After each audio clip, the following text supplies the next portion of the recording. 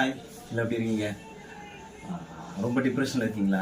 இல்லை யாராச்சும் உங்களை ஏமாத்துறாங்க, கஷ்டப்படுத்துறாங்க அப்படின்னு இருக்கா? உங்கள் மனசுக்கு ஆறுதல் சொல்கிற மாதிரி ஒரு பாட்டு பாடவா? கேளுங்க.